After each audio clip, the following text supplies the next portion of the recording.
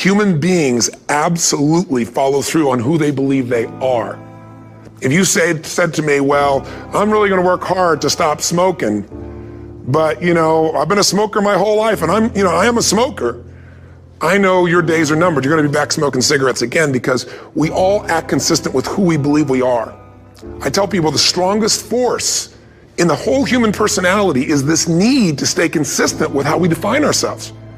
If you define yourself as somebody who is really conservative, you're not gonna be crazy and act nuts unless you're really drunk or something, and then you can say it's the alcohol, when it's really just you finally getting permission to be yourself. The alcohol is your excuse. If you're a really crazy person, you act crazy, outrageous, playful. You don't act conservative because that's not who you are. Very often people say, well, I can't do that. I'm not that kind of person. And I always say to people, really, when did you define yourself? I mean, really, how many years ago did you come up with what you could and couldn't do in your life? How many years ago? Most people, if they really look at how they're living their life today, it's based on a set of standards, a set of beliefs that they made choices about 10, 20, 30 or more years ago. I mean, very often we made decisions in our youth or very young about what to believe, about what we were capable of, about who we are as a person, and that becomes the glass ceiling, if you will, that controls us. There's a corny metaphor, but it's true. I remember one time I was with my family at the circus and there was a person there and they had this big giant elephant, and you look at this elephant and they take this little rope, put it around the elephant's neck, and they drive this stake into the ground. And I mean, you look at this and you know that elephant could rip down the entire tent with almost no effort, and yet the elephant doesn't struggle, doesn't try. Why? Because the elephant's conditioned. And they take that elephant and condition the elephant when it's a baby elephant. That's how they train them. When it's a little baby elephant and it doesn't have the power yet, they put a big rope around it and they drive this huge stake in the ground, and the elephant fights and fights and fights. And one day, finally, that elephant decides, I'm not capable of pulling this out. And once that becomes the definition of an identity of anyone, an elephant in this case, they don't even try anymore. It's just who I am, that's how it is, that's just the way it is in my life. I'd like to ask you to take a look at any place you've got a limitation and ask yourself, when did I decide to accept that limitation? And you may not even see it as a limitation. You might see it as just that's who I am. But so often in our lives, we've adapted to be a certain way so that we don't fail or so that people will like us or respect us, but it's not necessarily who we are. Joy comes when you're spontaneous. It's really hard to be truly happy when you're not being yourself. And most of us have no clue who we are. And so a big part of my work, if you've ever been to an event, is to get people to do things spontaneously without thinking, because that's when the real you shows up. That's when the energy comes alive. And when you do that, when you start to connect to your true nature, suddenly there's energy available for you to set a higher standard for what you want in your life. That's what this is really all about. And when I talk about standards, when I talk about, shoulds versus musts, think about your own life. I know there have been areas in your life where some point in time you just shifted and you raised the standard and your life changed. Because whatever people have their identity attached to, they live. We live who we believe we are. That's just how it works. It's just kind of like, I'll give you an example. Look at your physical body. Your physical body today is an absolute reflection of only one thing, not your goals, not your desires, but your standards. The identity you have for yourself. If your standard is you're an athlete, then there's a certain amount of strength, a muscle tone, and energy that's available in your body on a regular basis because that's who you are. And so you do whatever is necessary to maintain that identity. Again, the strongest force in the human personality is this need to stay consistent with how we define ourselves. Because if you don't know who you are, you wouldn't know how to act. Once you lock in on that identity, your brain finds a way to keep you there. If you say, man, I'm overweight, I've always been overweight, I'm big boned, and that's the story you got, then you're gonna always find a way to get back there. That's your settling point. That's your identity. That's where things lock in. If you see somebody who's in really great shape, you ask them, do you work out? You know the answer. Yes. How often? And they'll tell you 3 times, 4 times, 5 times a week, whatever. In a seminar, I'll ask people, who here works out at least 5 days a week? And I'm stand up. And you look around that room and you know that they work out 5 times a week because you can see their body. You don't just get a result without some kind of action, without some form of ritual. Ritual meaning actions you do consistently. Now, do you think those people that are out there working out 5 days a week, do they have more time than you do? Or I have, or anybody else? Of course not.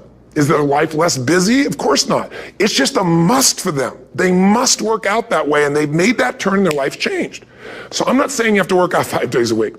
I'm just saying whatever you really want, wants don't get met consistently. Standards do. Whatever you identify, this is who I am. And so it's not so much about changing your identity as there's expanding it.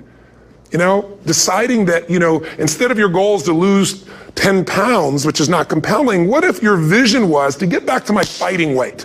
This year, this month, this next 90 days, I'm going to transform my body. I'm going to take on a new challenge. I'm going to find some technique or strategy. There's a million of them that can reframe myself where I want to feel younger, stronger, more vibrant than ever before. Here's my reasons. Because I want the energy to really make my life work. Because it's tough out there and I want to be stronger than I've ever been before. I want to go in front of the mirror and if I'm naked, not, want to laugh. I want to look there and take a good look and go, yeah, I'm proud of whatever I see there. Whatever it takes, something's going to make you laugh, smile, something that's going to tease yourself, but something's going to move you to another level. If you identify yourself in a new way and you own that every day, and that becomes the standard of how you live, you'll find the way to make that standard real. Money's the same way. Think about it. It doesn't matter what's happening, quote unquote, in the marketplace. People that make money find a way to make money no matter what, don't they? Most people's standard is to pay their bills.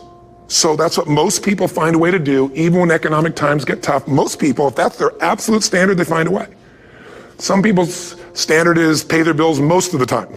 And so most of the time they do. Some people's standard is not just to pay their bills, but to take care of their family and maybe even some of their friends.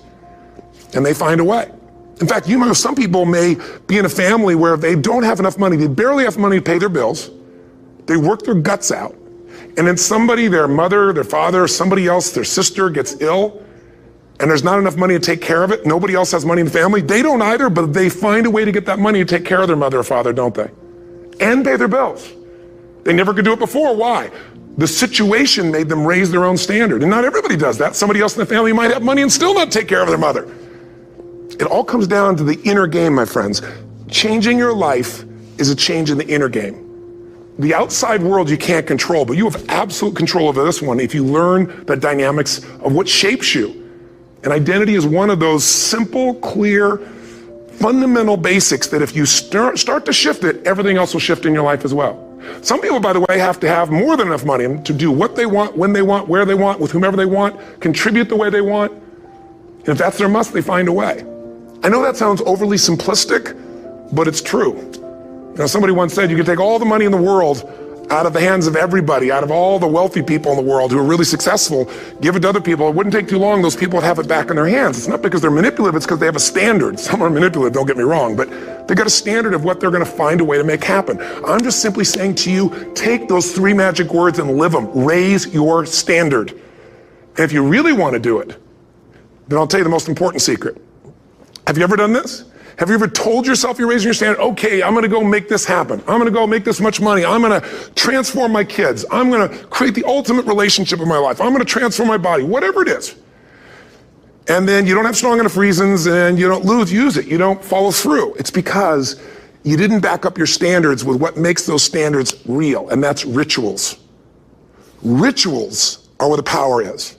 Whenever we do our Robbins results coaching, we say Robbins equals results, the way we get results with people, it's the same way if you listen to my Ultimate Edge program, or back in the old days, Personal Power, or if you went to one of my seminars. You know what I do is I take these huge challenges you got and we break them down into little bite-sized steps. Little things you do each day that after you do them, you get so much momentum that it's easy to succeed. You're not overwhelmed. You have these victory day after day after day on little things. If you went through Ultimate Edge, I'm sure you learned about the hour of power, or the 15 minutes to be able to be fulfilled, or 30 minutes to thrive, where you literally just condition your body and emotion with a couple little rituals. So it doesn't matter what's going on in your world. You feel that strength, and it's not fake. It's not some pump up. It's coming from inside you, and it works. Rituals define us. See, all the results in your life are coming from your rituals. They start with a standard and then have rituals that follow it up. Like, for example, if you are where you want to be physically, you have very different rituals than if you're not where you want to be physically. If you're overweight, you and I both know you got a different ritual than if you're physically fit. Completely different. You get up in the morning, what's the first thing you do if you're fit? Your shoes are there, you roll over, Doesn't matter how you feel, you put on your shoes, you lace them, you start walking, or whatever that ritual is. If you're overweight, you roll over and you have a very different ritual. You might roll over several times to turn the alarm clock off. You go in and get your mocha, smocha, whatever, special coffee. You stop by at Starbucks, or whatever the case may be. You have your nice sugar muffin, that's supposed to be really nice for you. Whatever you do, it's a different ritual. If you have a great, passionate relationship, you have very different rituals in how you come home than if you have a lousy relationship. When you come home and the first thing you do is you're tweeting somebody, or you're emailing, or flipping on the news, or you don't even come home. What are the rituals? Whenever I study people that are successful, what I look for is what's the standard they hold themselves to? And then what are all those little rituals that add up? Because think about it. Success and failure are not giant events. They don't just show up. You don't just suddenly become successful or suddenly have this cataclysmic event that makes you fail. It may look that way, but failure comes from all the little things. It's failure to make the call. It's failure to check the books. It's failure to say, I'm sorry. It's failure to push yourself to do things physically that you don't want to do. And all those little failures day after day come together until one day some cataclysmic event happens and you blame that. That event happened because you missed all the little stuff. Do you agree with me? And success, by the way, is not some overnight event. It's all these little things. Success is having a vision. Success is making it compelling. Success is really seeing it and feeling it every day with strong enough reasons. Success is feeling the sense that I'm here to grow and I'm here to give something to the world more than just myself. Success is caring about other people. Success is calling and saying, I love you in the middle of the day for no damn reason. Or sending a note. That'll change your relationship. Have a ritual of something funny, playful, or a surprise you do. How many relationships are dead today because they have no surprise rituals anymore? You need to have some rituals, some cool things you do that nobody else does that gives you a better life than anybody else has. All the little stuff. That's where success comes from. In business, it comes from delivering more than anybody could imagine. All those little things add up. People go, wow, that's who I want to do business with. It's true in any area of your life. So if you look at somebody who's really successful and you think, wow, I mean, they're so amazing, they're such a genius, you got to dig underneath and you got to remember something. People are rewarded in public for what they've practiced for years in private. Myself and my business people say, how do you get up and speak? And you have no notes and you go for 3 days and nights and the room is like, everybody's wired and it's incredible. It's like a rock concert. How do you do that? How do you have that confidence? Oh, and it's not confidence, it's experience now. But I did so much behind the scenes and I still do to make things right. I mean, how many people would know that since the time I was 17 years old, before I walk out on stage, still do to this day, wouldn't need to do it, but I still do it, I never walk out there without being in an absolute peak state of mind. There are days my back is hurting, my throat was hurting, or I may have had a challenge, or my father passed away, and I've still got to deliver for these people because my standard is give my all every time. Every event has to be better. Talk to anybody who's been to our events for 5, 10 years, some of our trainers, and I'll say, I don't know how he does it. He always finds a way to make it better. That's not an ego thing. That's a standard in me. I have to find the way. And my ritual, though, is I prepare, I think, I gather new information, I figure out how to put something across better. What do people need? I spend time with our customers. I see what's going on. And before I get on stage each time, I have this little ritual to put myself in a state of mind. And I did it starting like 17 years old. I started doing it. I'd say, I now command my subconscious mind. And I say this out loud several times, this little phrase, set of phrases, as an incantation to kind of condition my mind and body. And I'd say, I now command my subconscious mind to direct me in helping as many people as possible today by giving me the strength and the emotion and the humor and the brevity, whatever it takes to show this person and help this person change their life now. And I started that with a person when I worked with people one-on-one, and I would do that for 45 minutes driving in my Volkswagen to go serve and coach somebody for the first time. Now I don't say that person, I say these people, and I can go out in a room of 10,000 people and deliver for 50 hours, and I do it every time I come back on stage. It's a ritual to go into peak state. Peak states don't just show up, they don't interrupt you. Great ideas don't interrupt you, you gotta pursue them. I talked to Michael Jordan, I'll never forget, at the peak of his career, and got to watch his final game, saw him backstage and spent some time with him, and it was a pretty exciting time. He was the greatest basketball player I think that ever lived and has ever lived. And I asked him, I said, what sets you apart, Michael? What is it? And is it God-given talent, ability, skill? What is it? And he said, Tony, he said, I can shoot you straight. It's not, me trying to act humble. He goes, I have a lot of talent, a lot of God-given talent, a lot of skill. I've worked really hard. But he said, really, it's my standards. He said, every day I demand more from myself than anybody else could humanly expect. I'm not competing with somebody else. I'm competing with what I'm capable of. Magic formula. Because most of us lower our standards. Why? Because who you spend time with, my friends, is who you become. One of the biggest reasons I started going to seminars when I was like 17 is I had nobody around me as a great role model. I could read about somebody, but being around people, being in that environment was very different. Finding a way to go to work with someone who lived that standard of life was very different. You get around people with low standards and you compete with it. You don't need to compete with it. It's like, okay. I mean, remember Jerry Springer? I don't know if he's still in the air, but I remember he used to get people on the show and I thought, where would he find these people? And why would people watch? I'll tell you why they watch. They watch these people and go, my life's still pretty darn good compared to that person. Look at them. You don't have to change your life. All you have to do is find somebody with a lower standard and you'll feel good about yourself. But if you feel that good feeling, it's an illusion. The only thing that's going to make you happy, my friend, and this year or any other, is to step up. It's to raise the standard. It's to discover what you're capable of and feel that incredible power of pushing through whatever's holding you back and get to the other side of more of your true self. That's what this game's all about. And look at the best of the world in anything. Tiger Woods, what's his vision? To win golf tournaments? No, to be the best that ever lived. That's his goal. That's his vision. But here's what's interesting. He backs it up with rituals. If you just have a vision and you don't have the rituals, stop lying to yourself. His rituals are, he started doing things nobody did before. He went and started lifting weights. Golfers lifting weights? No way. He went out and he changed his swing when he was the best in the world because he realized in order to be the best that ever lived, he was gonna have to change his swing. If you know anything about golf, you don't change your swing when you're the best. And he went and retrained himself because he has different rituals than other golfers. Now many people are modeling his rituals to get better. It's amazing. You know, you look at somebody like Michael Phelps, the 2008 swimmer, won 7, only 2 people, I think, in history, if I remember correctly, that have gotten 7 gold medals in one session. And here's a guy, he's got number 6 under his belt and he's exhausted and he's going in for that final swim. I'm sure you remember.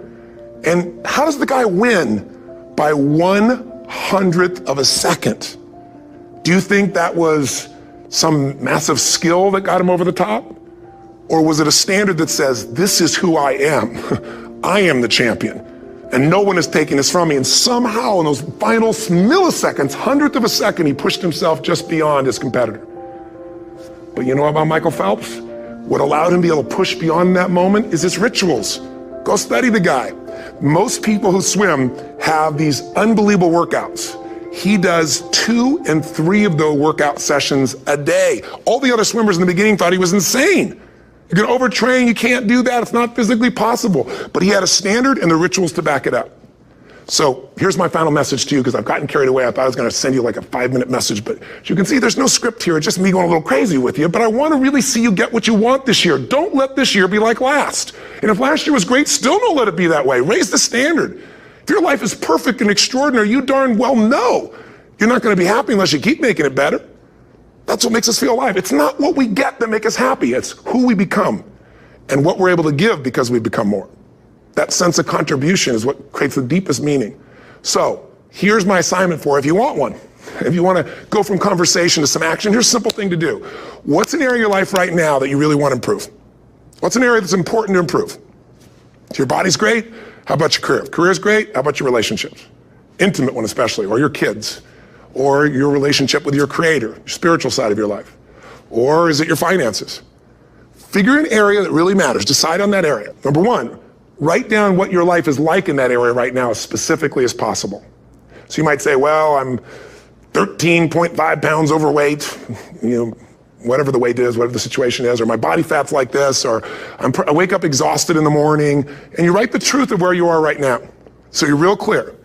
Or I'm not in a relationship. I say I want a relationship, but I'm not in one, and I don't seem to find them. All the good ones seem to be gone is my belief. And I really do want one, but I don't have it. Whatever your definition. Or I'm in a relationship, and God, I wish I wasn't in a relationship. I'm planning my escape. Wherever you are. Or I have a wonderful relationship. We love each other, but there just isn't enough passion. Just write the truth of where you are. The area you want to change, but write how it is. And then the second step is, this is where you got to be really honest with yourself. What are the rituals that have put me there? Because whatever results you're getting, even if you don't like the results, there's some rituals that are keeping you in that place. There's some rituals of what you eat or don't eat, how you move or don't move, how you sleep or don't sleep. There's some rituals in the lack of variety or spice or energy or focus in an area. There's something you're doing, and it's usually not one thing, it's a bunch of little things that you kind of do consistently whenever you think about getting in a relationship, whenever you think about working out, whenever you think about money. You get yourself in a state of overwhelm. You start thinking about all the things you can't control. Just write down all the rituals you have, and then here's the third step. What do you want? What's your vision? And be really specific. I want to be my fighting weight. I want to be the strongest I've ever felt. I'm going to turn my, whatever it is, be specific.